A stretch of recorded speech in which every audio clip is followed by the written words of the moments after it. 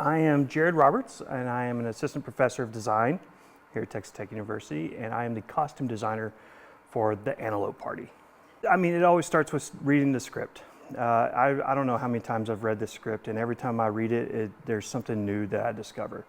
But from there, it's pulling research, right? Watching videos, documentaries. I found a Flickr account that is dedicated to the BronyCon,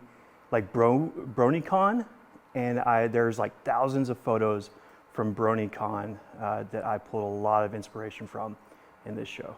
You know, Dr. Gelber, Justin, and I, and Oliver, and Will all started meeting. Our first meeting was back in, I think, end of March, early April, and we just had conversation on conversation about the show, what it means, why we're doing it. And it's just such a joy to be, I mean, there's no other art form like theater and the collaborative process that we all go through. So the Antelope Party has a lot of sort of cosplay moments in it, and I drew a lot of my inspiration from like comic conventions. Specifically this summer I went to Fan Expo down in Dallas, and I was just sort of taking in all the cosplay and the quality of cosplay that folks were doing for the show. It was really interesting.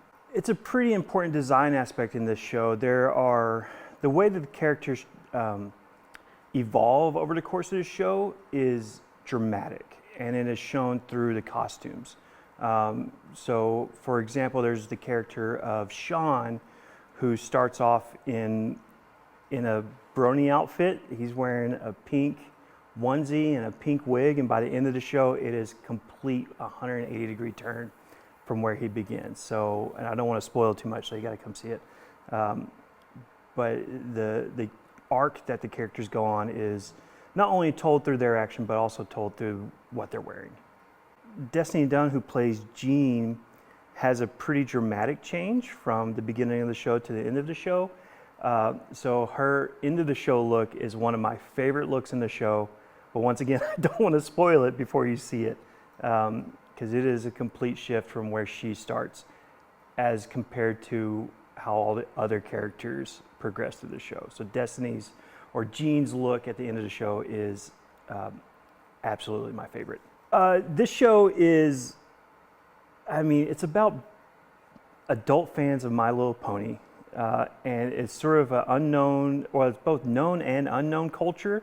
So if you're curious about why folks may become bronies or Pegasisters, as they are called, I think there's some interesting storytelling there. But then it's a sort of like a covert infiltration story as well. And the brony community gets infiltrated by the Antelope Party. And what happens after that is fascinating. Thank you. Come see the Antelope Party on October 10th.